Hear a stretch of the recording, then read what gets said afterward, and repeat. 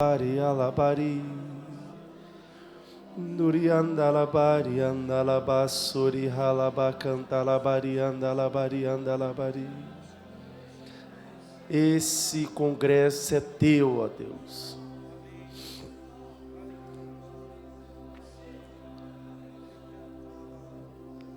Nós somos o teu povo, Senhor, tua igreja aqui.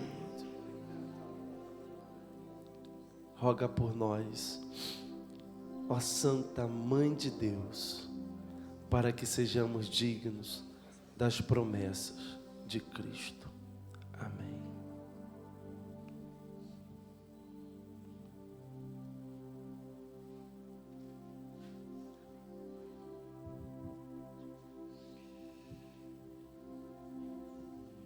Cedi-me o favor, Virgem soberana, livrai-me do inimigo com o vosso valor. Glória seja ao Pai, ao Filho e ao amor também, que é um só Deus, em pessoas três, agora e sempre e sem fim. Amém. Você pode se sentar?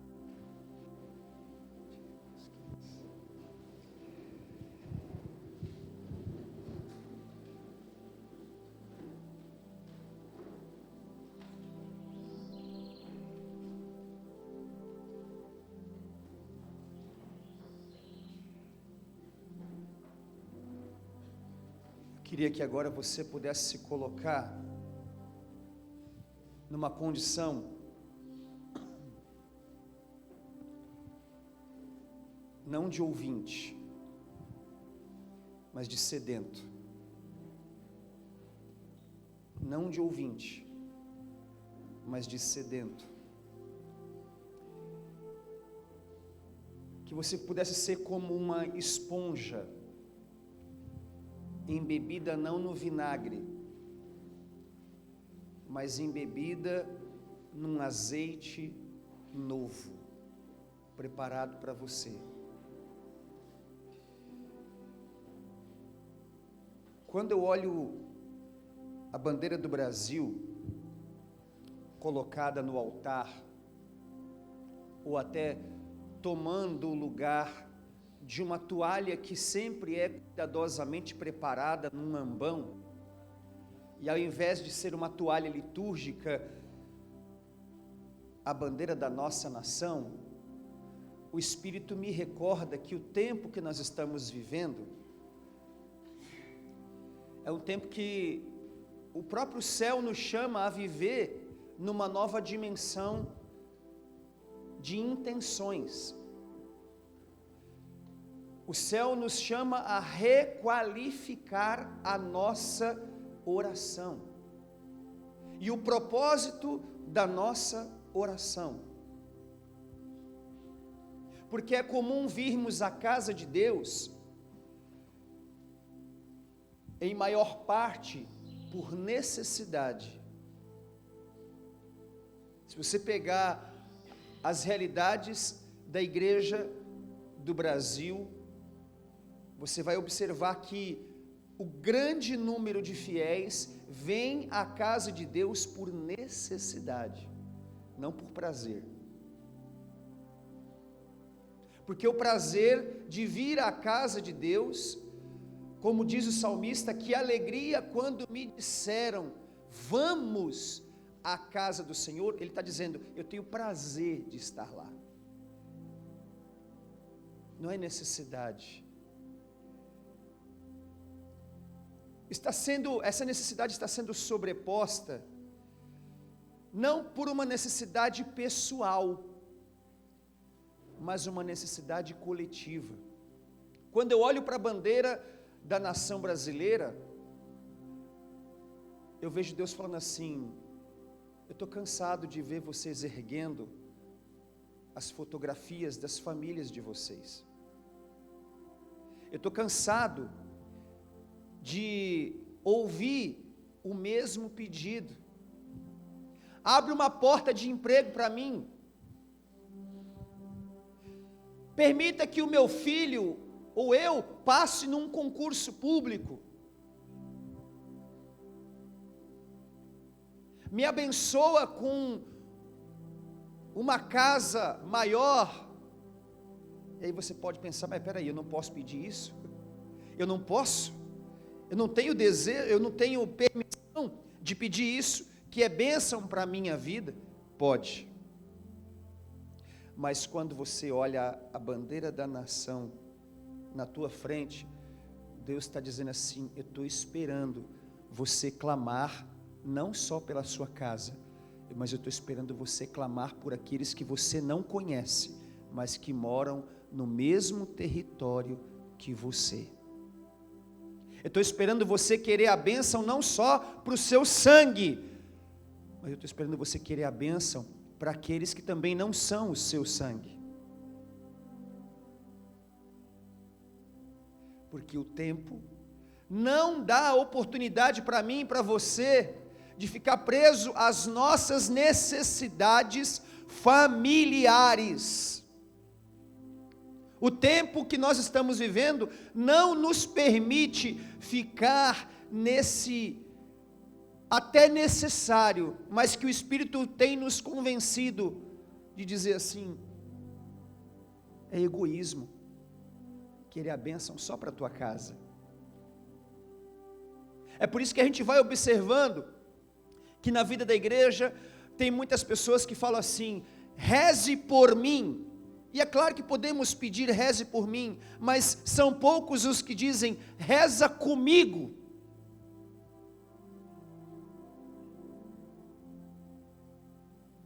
Reza comigo. E nessa manhã nós queremos tratar sobre um assunto que não atinge só você, mas atinge toda a igreja. Pega a tua Bíblia, segundo livro de Crônicas, capítulo 6. Segundo Crônicas 6. Eu rapidamente me apresento. Me chamo Evandro Nunes, eu sou casado, sou pai, sou missionário, somos uma família missionária. Sou de São Paulo, capital, diocese de Santo Amaro.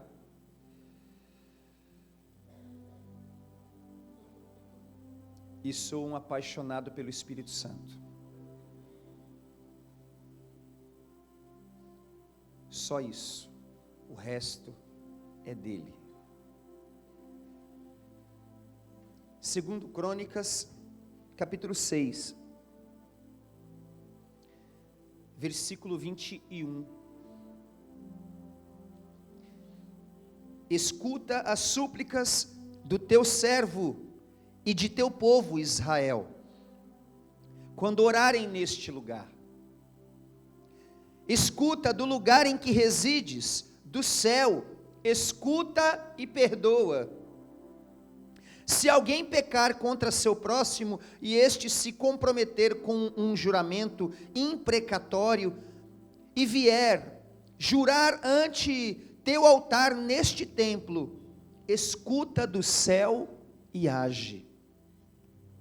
Julga teus servos, dá ao culpado o que ele merece, fazendo recair sobre ele o peso da sua falta, e declara justo o inocente, tratando-o segundo a sua justiça. Versículo 24. Se o teu povo Israel for vencido pelo inimigo, por haver pecado contra ti, e depois se converter e louvar o teu nome, orar e suplicar diante de ti nesta casa, escuta do céu, perdoa o pecado de Israel, teu povo, e reconduze-o ao país que lhe deste, a ele e a seus pais. quando os céus se fecharem, não houver chuva, por terem eles pecado contra ti, se rezarem neste lugar, louvarem teu nome e se arrependerem de seu pecado, por os teres afligido, escuta do céu, perdoa o pecado dos teus servos e de Israel teu povo. Tu lhe indicarás o caminho reto que devem seguir, e rega com a chuva tua terra, que deste em herança ao teu povo. Quando o país sofrer a fome, a peste, a mela e a ferrugem, quando sobrevierem os gafanhotos ou os pulgões, quando o inimigo deste povo cercar uma de suas portas, quando houver qualquer calamidade ou epidemia, seja qual for a oração ou a súplica, seja de um homem qualquer, ou de todo Israel teu povo, se sentirem sua desgraça e sua dor, e erguerem as mãos para esta casa, escuta do céu onde resides, perdoa e retribui. Retribui a cada um segundo o seu proceder, pois conhece seu coração, és o único que conhece o coração dos homens, a fim de que te respeitem e sigam teus caminhos por todos os dias que viverem sobre a terra que deste a nossos pais. Mesmo o estrangeiro que não pertence a Israel teu povo, se vier de um país longínquo por causa da grandeza do teu nome, da tua mão forte e do teu braço estendido, quando vier orar nesta casa, escuta do céu onde resides. Atende todos os pedidos do estrangeiro, a fim de que todos os povos da terra reconheçam teu nome e te temam como o faz Israel teu povo, e saibam eles que este templo que edifiquei traz o teu nome. Se teu povo sair à guerra contra seus inimigos pelo caminho que enviares, e eles orarem, voltados para a cidade que escolheste, para a casa que construí para o teu nome, escuta do céu sua prece e sua súplica, e faz-lhe justiça.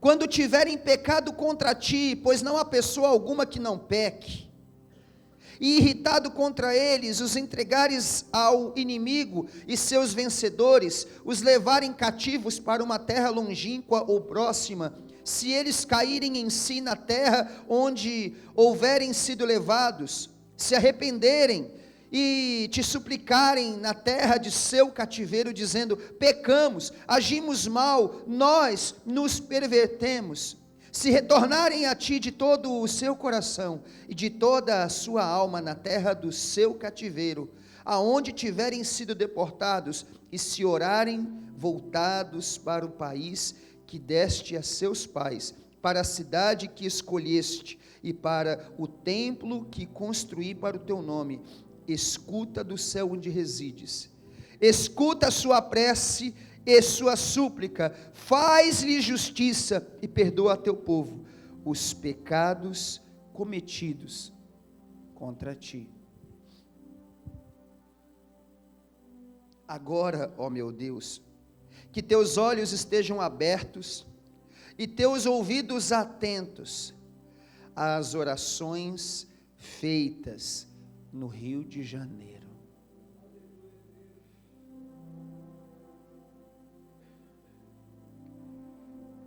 Fecha teus olhos e deseja viver essa proposta, dizendo com as suas palavras: eu preciso disso para a minha nação, Senhor. Eu preciso disso para a minha história. Eu preciso disso para sobreviver. Eu quero ser um influenciador da esperança. Eu não quero ser pregador, não quero ser ministro de música, não quero ser coordenador, eu não quero ser fundador, eu quero ser um homem ou uma mulher que influencia a nação a ter esperança. Eu quero influenciar a minha geração. Dá um beijo na tua palavra. E que esse beijo seja um selo entre você e essa proposta. Bom dia. Bom dia. Bom dia. Oh, glória a Deus.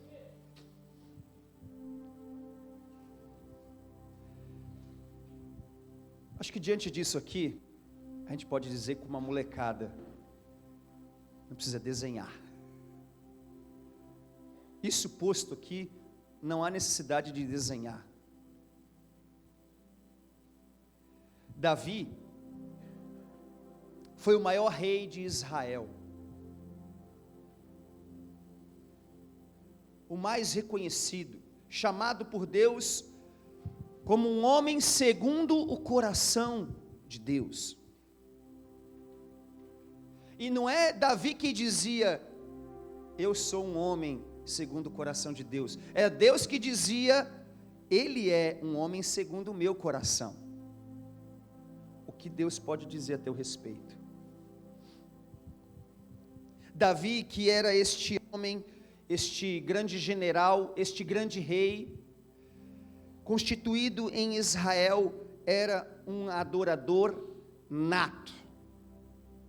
A Bíblia possui 150 salmos, mais de 80 são de autoria de Davi, o maior salmista da Bíblia.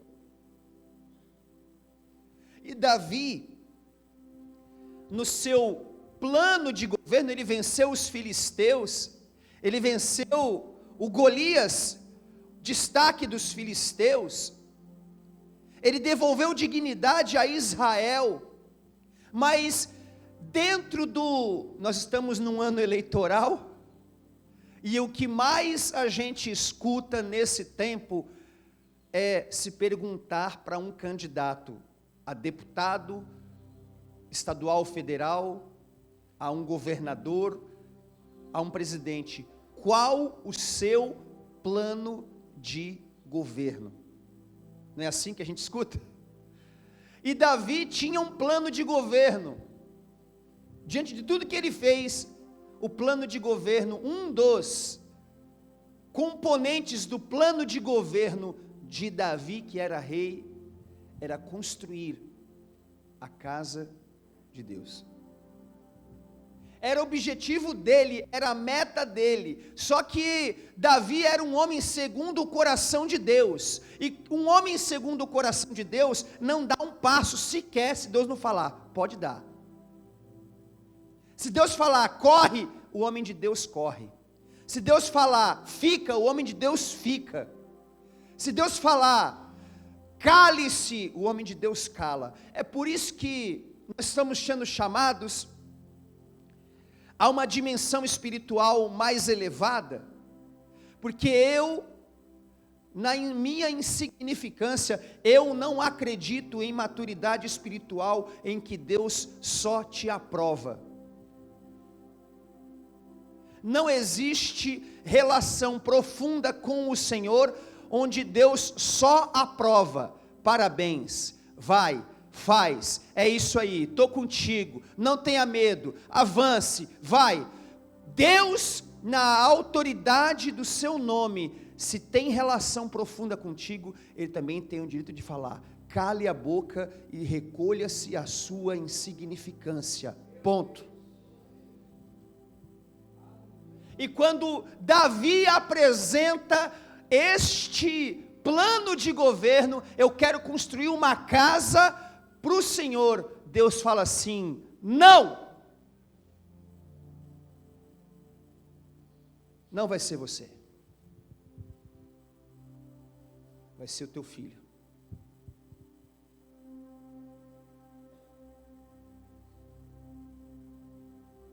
Porque mais que as obras de Deus, nós precisamos estar em comunhão com o Deus das obras.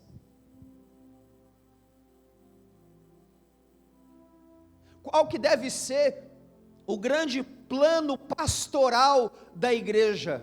Tornar o nome de Jesus Cristo mais conhecido, amado e invocado. ponto. Qual deve ser a sua postura diante da igreja? Desejar ser testemunha.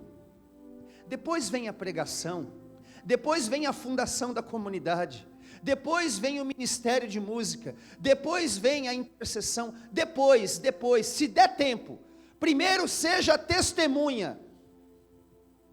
Vai para Jerusalém, sobe, depois desce, descendo, seja a minha testemunha. Igual num casamento, na alegria, na tristeza, na saúde e na doença, todos os dias da sua vida, seja a minha testemunha. Diga para quem está do teu lado, volta a priorizar ser testemunha do Senhor abençoado. Diga aí, prioriza ser testemunha do Senhor, irmão.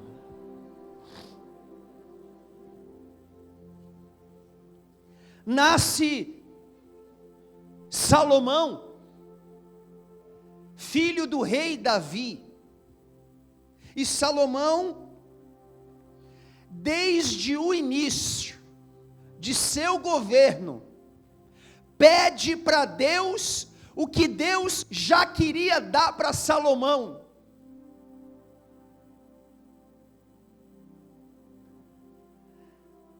Salomão pede sabedoria, mas Deus já queria dar sabedoria para ele. Então, Deus está dizendo para Salomão, parabéns, você está pedindo o que eu tinha separado para você. E isso precisa mexer comigo e com você. O que você tem pedido para Deus? O que Ele quer te dar? Ou você tem pedido o que você quer que Ele te dê?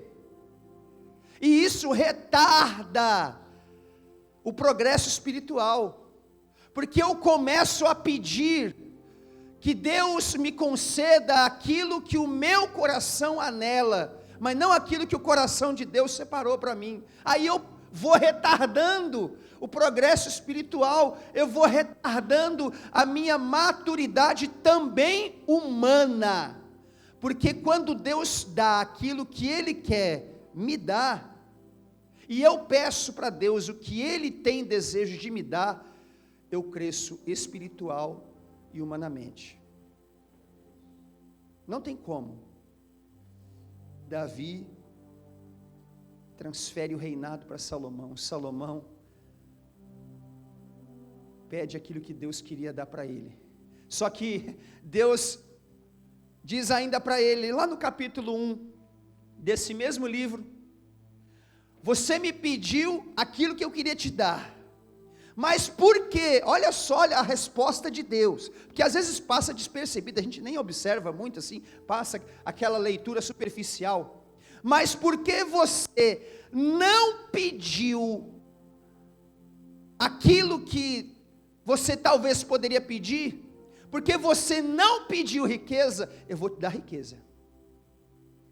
Porque você não pediu tesouros, eu vou te dar tesouros. Terceiro item, porque você não pediu glória, eu vou te dar glória. Além da sabedoria. Ou seja, meu irmão, pede o que Deus quer te dar. Sempre vai vir uma alta medida. Virá não só o que você precisa receber de Deus, vai vir sempre algo a mais. Sempre algo a mais. E Salomão faz esta experiência.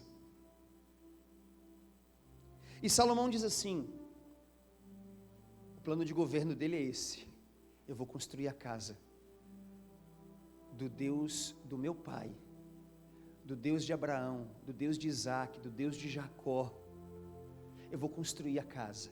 Só que a casa que eu vou construir será grande. A casa que eu vou construir para o meu Deus será grande, porque o meu Deus é maior que todos os outros deuses, com D minúsculo. Salomão está dizendo: a casa que eu vou construir para Deus terá dimensões consideráveis. porque eu vou colocar no cimento, no tijolo, no chão, o tamanho do Deus que está dentro de mim. O Deus que está dentro de mim vai ser visto do lado de fora. Isso se chama legado. Qual o legado que você tem deixado para aqueles que virão? Salomão começa a construção, mas ele tinha antes da riqueza, antes da glória, antes dos tesouros, ele tinha a sabedoria, e a sabedoria faz Salomão expressar isso aqui: quem seria capaz de lhe construir uma casa, se os céus e os céus dos céus não o podem conter?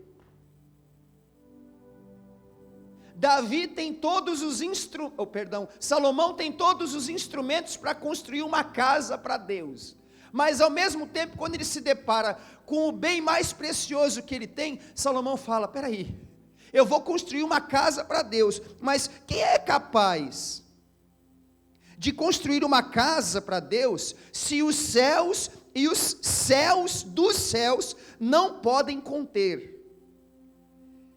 E quem sou eu para construir uma casa, a não ser para queimar incenso para o meu Deus?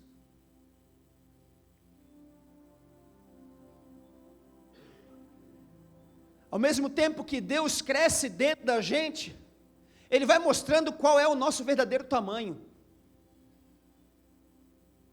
Num tempo em que a gente quer ser notado, em que a gente quer ser visto, em que a gente quer ser lembrado. Quinta-feira, no Mar de Deus, no meu grupo, eu pregava sobre isso.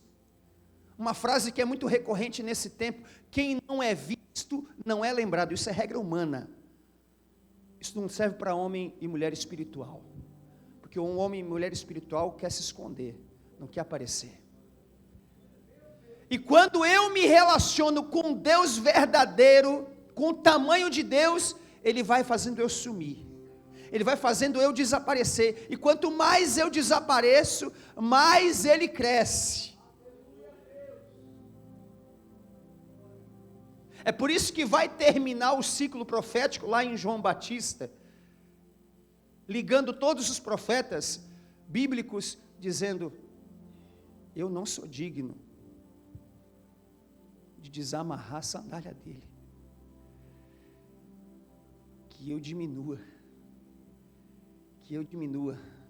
e veja ele crescendo. Salomão começa esse grande empreendimento. O plano de governo está estabelecido, os recursos já estão posicionados, já estão decididos. A casa de Deus vai ser construída em Jerusalém.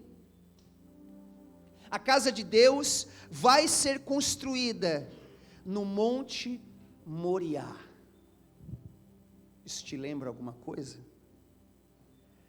Deus só constrói a sua história, a história dele, onde tem sacrifício.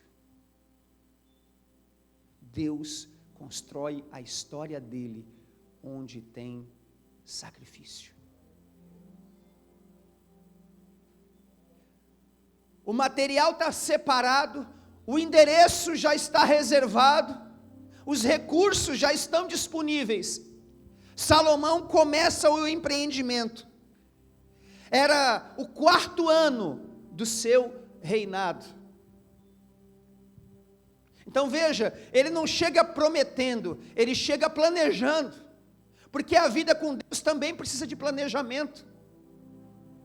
Ele não constrói a casa no primeiro mês, no primeiro semestre.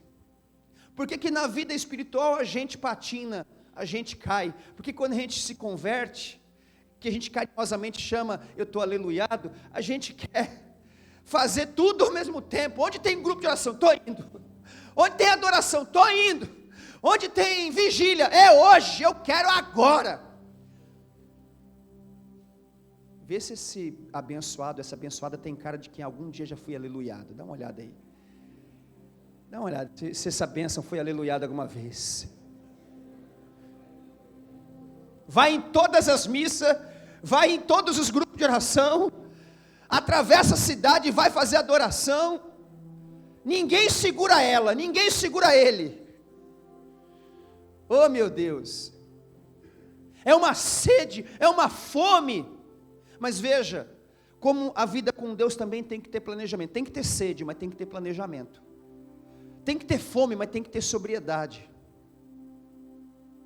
Um mergulhador, quando vai aprender a dar mergulho, ele não dá um rasante de 400 metros de profundidade no primeiro mergulho. Ele não volta. Então, Salomão faz um planejamento, e já é o 4º ano, vendo todas as possibilidades, os prós e os contras, conversando com seus pares. Ele era rei, ele tinha subordinados, e ele vai avaliando, observando, arquitetando tudo para que seja construída a casa de Deus. É assim com a sua história. Você olha para a tua casa e você vê que dentro da tua casa Deus ainda não governa plenamente, mas Ele está construindo, amém? Nem que seja só através de você, nem que seja só você que esteja lá sendo o adorador, a adoradora, mas Ele está construindo. Eu não sei se vai levar 4 anos, eu não sei se já passou 4 anos, mas no final você vai celebrar com Ele, aleluia. É assim. A vida com Deus é um planejamento, não é uma sorte. Vamos ver o que dá. Eu vou lá nesse pregar, vou ver o que acontece. Não, irmão, não é assim. Toca uma musiquinha aí, não é musiquinha não. Padre, celebra uma missa aí, faz uma pregação aí. Não, tem que ter propósito. O que Deus quer, como Deus quer, em que ritmo Deus quer. E Salomão faz esta experiência. 4 anos. A casa que ele idealizou e projetou tinha 60 côvados de comprimento. Pergunta para a bênção que está do teu lado: o que é um côvado? Pergunta aí. Fala para ele ou para ela: aquele narigudo ali vai te responder agora. Diga aí.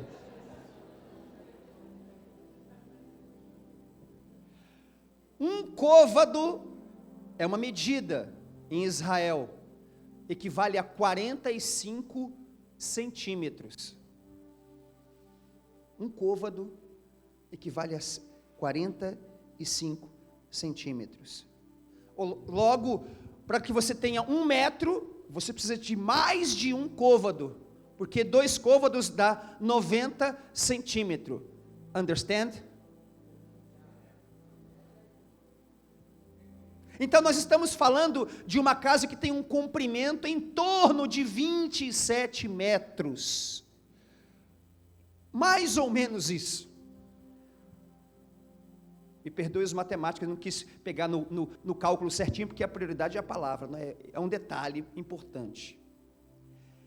A casa de Deus vai ter em torno de 27 metros de comprimento. E essa casa, separada por Deus, vai fazer habitar, vai receber sacerdotes, vai receber sacerdotes levitas, vai receber anciãos, vai receber príncipes de famílias, todos para adorar o Santo dos Santos. Todos num objetivo só: adorar até tombar. Aleluia. Só que a casa de Deus, aprovada por Deus, para ser construída por Salomão, que tem em torno de 27 metros de comprimento, tem um espaço, um átrio, separado para o Santo dos Santos. Esse lugar chamado Santo dos Santos, em hebraico se chama Debir. E esse Debir tem suas medidas próprias. A casa tem 27 metros de comprimento, mas o Debir, que é o espaço reservado para o Santo dos Santos, tem 20 côvados, que é igual a 9 metros. 9 metros separados só para o Santo dos Santos. Vira para quem está do teu lado e fala: você está entendendo, abençoado?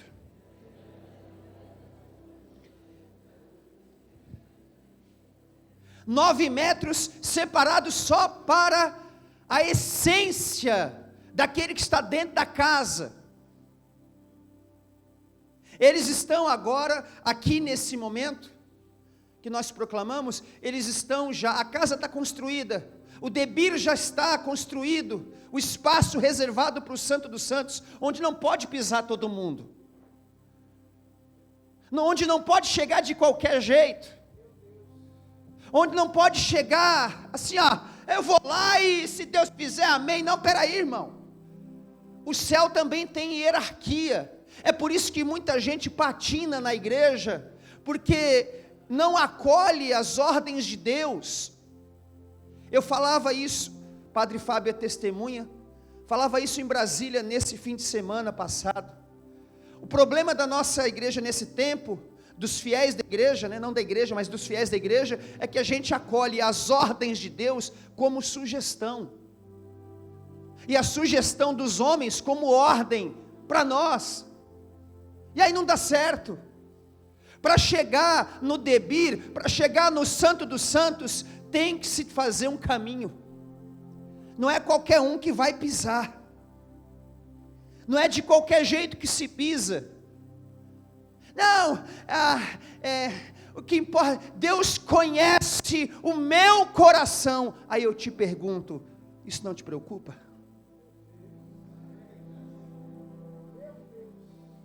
Porque Deus conhece o meu coração. Eu vou falar do meu, não vou falar do seu não. Senão eu vou falar do seu, eu estou sendo egoísta. O meu coração é mesquinho, o meu coração é invejoso, o meu coração gosta de disputar, o meu coração é questionador, porque ele não eu, o meu coração não aceita as demoras de Deus, o meu coração é rebelde, o meu coração muitas vezes é peludo, é espinhoso. Estou falando do meu coração.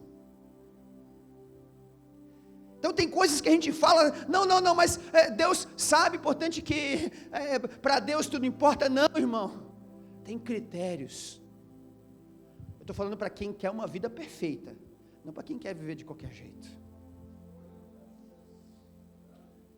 É 7º mês, Salomão reúne todos, os sacerdotes levitas, os anciãos, os príncipes das famílias, estão todos agora dentro da casa construída por Deus. Mas não se esqueça que Salomão, que recebeu sabedoria, disse: como é que eu vou construir uma casa para um Deus onde os céus dos céus não cabe o tamanho dele? É como se Salomão falasse, parece que é inútil, parece que qualquer esforço humano não vai atingir o grande objetivo, porque Deus não cabe em 9 metros de comprimento. Foi aí que Santo Agostinho entendeu, Deus não cabia aqui.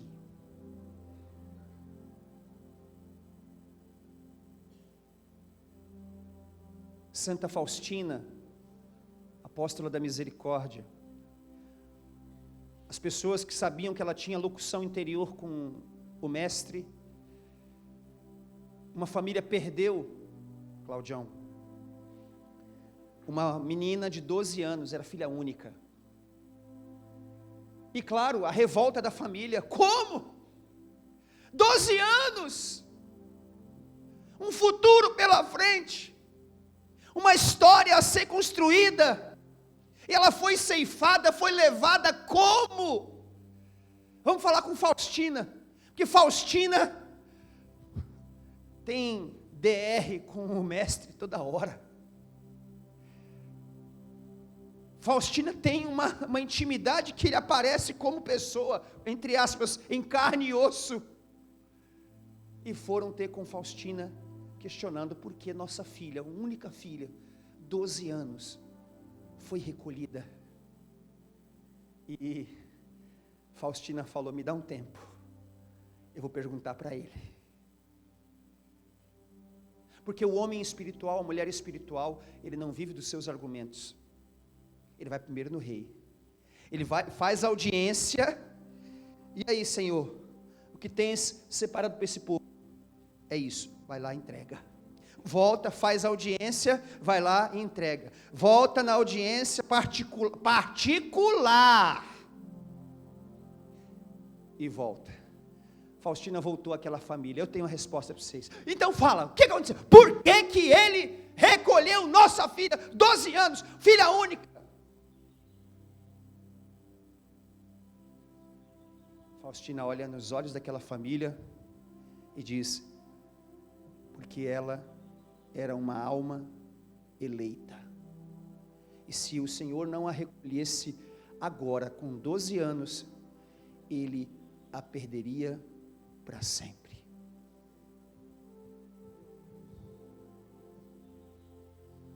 Deus não cabe em 9 metros. Deus não cabe dentro da sua cabeça. Há mistérios que só serão respondidos lá na glória, lá na igreja triunfante. Estão todos em adoração. E diz o texto que a glória, estão todos ali, o rei, o sacerdote, os levitas sacerdotes, os anciãos, os príncipes das famílias, estão todos em adoração. E quando os sacerdotes saem do átrio, saem daquela casa construída, a glória, a nuvem de Deus desce, a glória de Deus desce. Mas aí eu te pergunto, o que é a glória? Quando isso sai da tua boca, o que você sente? Quando você clama a glória, o que você espera? A glória, meu irmão, minha irmã, é a parte mais nobre de Deus tocando a minha carne. A parte mais nobre de Deus tocando você. A glória é esse toque nobre de Deus. O catecismo da igreja, no parágrafo 705, vai nos ensinar que, como está escrito no Gênesis, Deus nos faz a sua imagem e semelhança.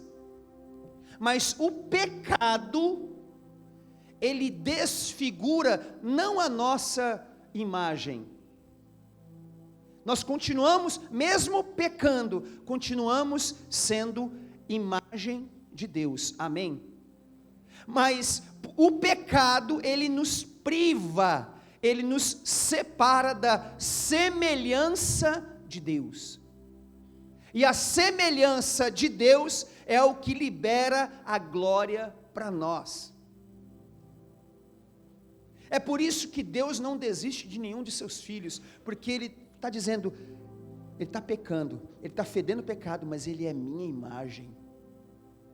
Ele está privado da semelhança, da glória, mas continua sendo a minha imagem.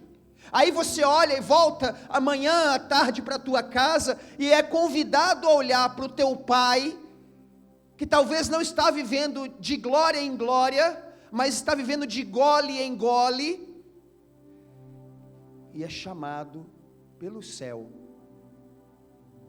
a enxergar que ele é a imagem de Deus. Você olha para o teu esposo, para a tua esposa, para o teu filho, para a rebeldia, para tudo que você tem enfrentado, e você é chamado a olhar com os olhos que ele e ela é imagem. Está privado da glória, não está assemelhado com o Criador, mas é imagem. Veja, queridos, Salomão faz a casa milimetricamente projetada. Não é apenas um projeto arquitetônico, é uma inspiração, colhida de 4 anos de adoração. Cimento, areia, argamassa, tijolo, misturado com inspiração. Inspiração misturado com adoração. Então, Salomão faz essa experiência de projetar milimetricamente, e tudo que tem dentro da casa de Deus, onde está o Debir, tudo está revestido de ouro.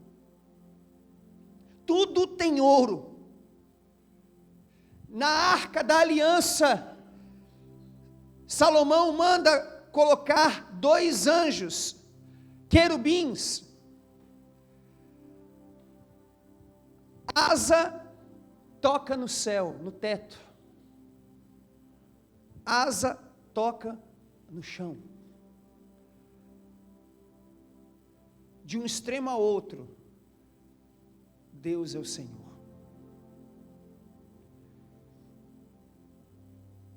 Um querubim à esquerda, um querubim à direita. Dentro, as tábuas da lei entregue pelo dedo de Deus para Moisés. E os querubins são anjos que representam a justiça de Deus. Estão posicionados na primeira hierarquia angelical, só estão abaixo dos serafins. Depois dos serafins já vem os querubins, são os anjos. É a segunda classe de anjos dentro da primeira hierarquia. Cada hierarquia tem 3 classes de anjos. Eles são o segundo na fileira. Estão mais próximos de Deus. Para você ter uma ideia, um serafim, se um serafim cantar no teu ouvido, você morre. Sua carne não aguenta. E os querubins estão ali posicionados. Salomão já tinha construído a casa, tudo pensado, tudo organizado, tudo planejado, mas agora Salomão faz o que é mais importante que as medidas projetadas e inspiradas por ele. Salomão faz agora o que é mais importante que ter as classes dos sacerdotes diante do Debir. Salomão faz esta prece, esta oração. Escuta do céu, onde resides. E se você for observar, o Debir tem 9 metros. Você não vai esquecer disso nunca mais, né? Mas quando Salomão faz a prece, ele faz 9 vezes a mesma prece.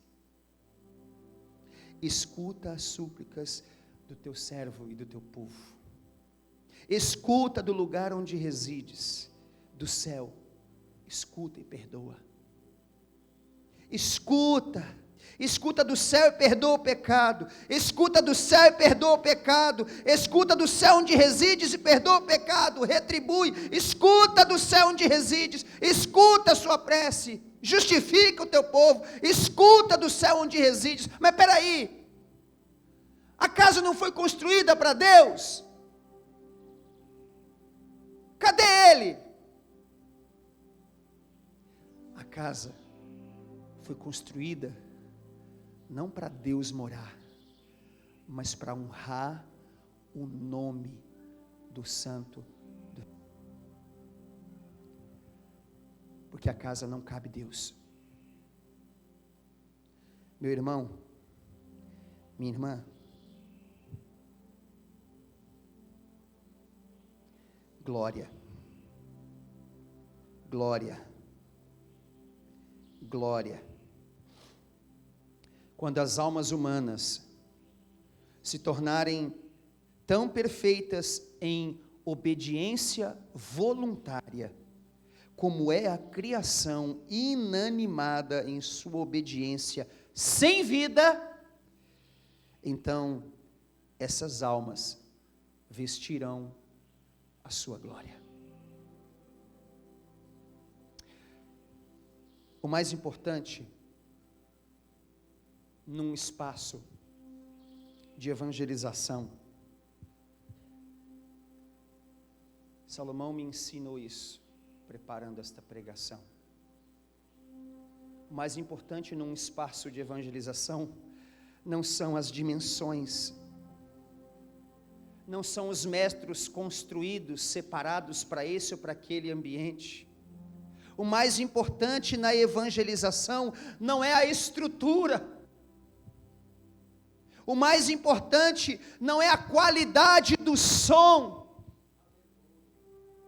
O mais importante na evangelização não é a quantidade de instrumentos, nem a qualidade com que são feitos. O mais importante não é a resolução da imagem da máquina fotográfica. O mais importante num espaço construído para celebrar o nome de Deus é o que se fala dentro do espaço onde está celebrando-se o nome de Deus. Não é o que se canta, não é o que se prega, mas é o que se fala dentro. É o que se fala dentro para Ele. Para Ele. É o que vai ser dito lá dentro. É o que vai ser dito aqui dentro. Neste chão.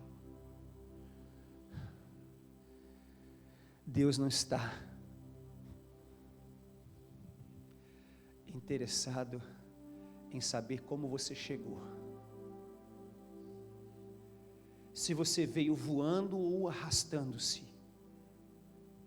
Mas Ele quer saber o que vai sair de dentro de você.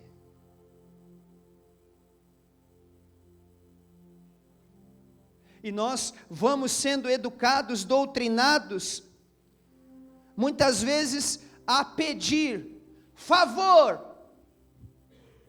bênção para nós, mas Salomão me ensina e te ensina nesta prece, nesta oração, que nós precisamos rezar de tal forma que Deus nos escute, mas escute a nossa maturidade, que Deus nos escute chorando, que Deus nos escute dizendo: me perdoa, mas eu não vou desistir. Que Deus nos escute dizendo, não dizendo, me dá mais unção, mas que Deus escute de nós nesses dias, me dá mais quebrantamento, aumenta a minha capacidade, foi rezado isso aqui antes da pregação, aumenta a minha visão no que se refere a me arrepender. Nós temos apanhado do demônio dentro da casa de Deus, porque perdemos o santo temor, num ativismo espiritual, numa inércia, numa letargia, onde a gente se conforma,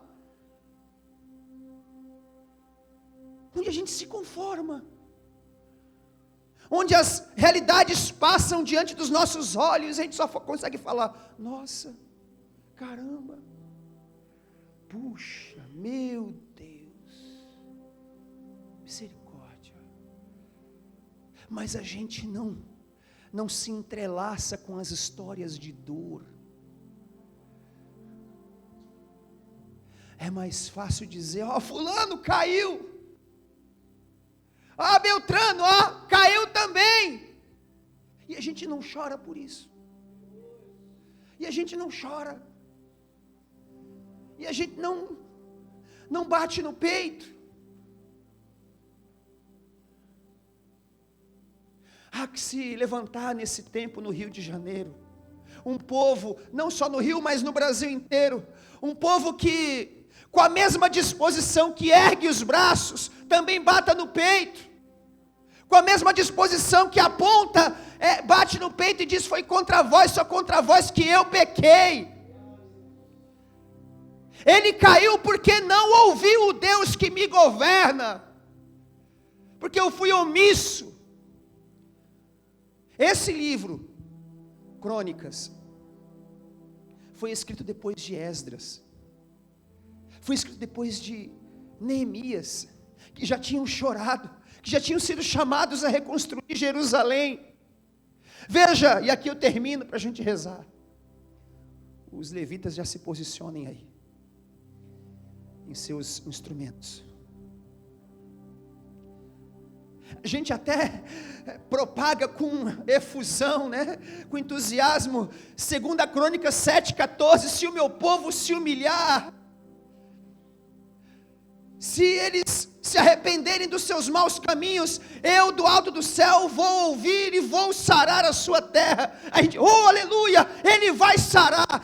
Você está esperando, eu estou esperando ele dizer: sara o Brasil, sara a nossa terra, sara a nossa cidade. Mas ele está esperando eu dizer: foi minha culpa, eu vacilei, eu errei, eu pisei na bola, fui eu tenho culpa nisso, escuta o meu gemido, escuta a minha dor, perdoa a dor dele. Jesus cura o servo do centurião, não por causa da fé do servo do centurião, mas por causa da fé do centurião. O que Deus pode fazer pela tua fé, não pela fé do outro, você só vai saber se você colocar a tua boca em movimento. Você só vai saber se você colocar a tua boca no pó. E ao final a pessoa vai dizer para você: eu fui salvo, não pela fé que eu não tinha, eu fui salvo pela fé que você tem. O Deus que habita na sua casa é maior que as minhas convicções. O Deus que governa a tua história é mais forte, é mais quente, é mais poderoso, é mais extenso que o vício que vinha me dominando. O Deus que criou a sua história e governa a sua história é melhor armado que todas as minhas seguranças humanas.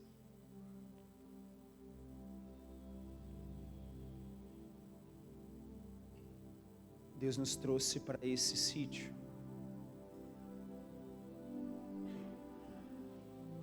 para que nós possamos chorar, e fazer Deus ouvir aqui dentro o que ninguém vai saber, o que só vai saber é o meu anjo da guarda, o seu, a Virgem Santíssima, os profetas, os patriarcas, os reis, o rei Davi, os apóstolos.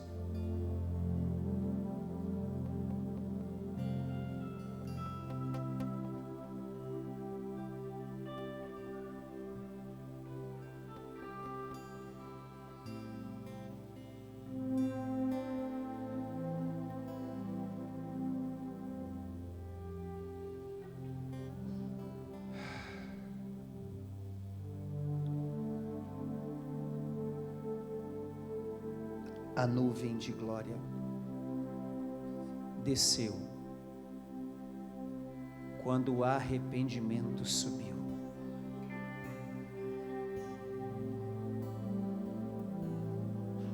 Dá descanso para essas cadeiras agora.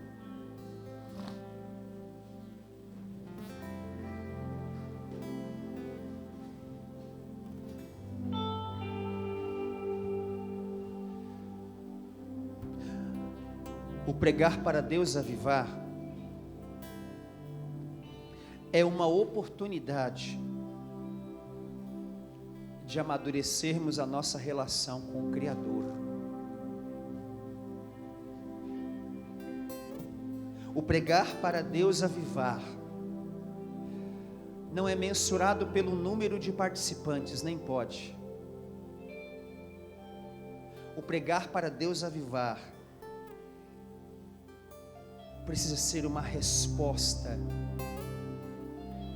para esta cidade que tem gemido de dor. O pregar para Deus avivar, que está na sua 3ª edição, é uma desculpa para você voltar para o Debir, para o Santo dos Santos, e entrar no Santo dos Santos como se exige entrar no Santo dos Santos. O pregar para Deus avivar é a oportunidade que você tem de falar com aquele que te sonhou e deixar ele construir a história dele na sua história.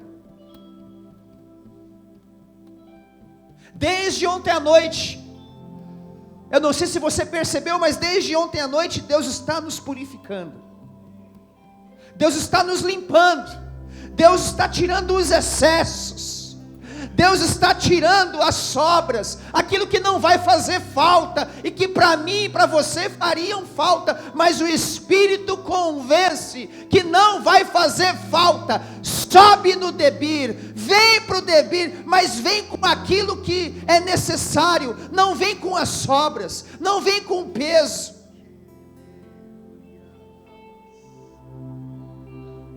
Vem só com a veste, não traz nada nem na tua mão direita, nem na tua mão esquerda.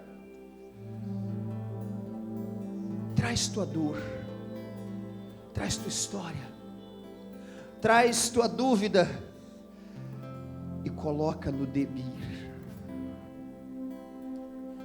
coloca no Santo dos Santos.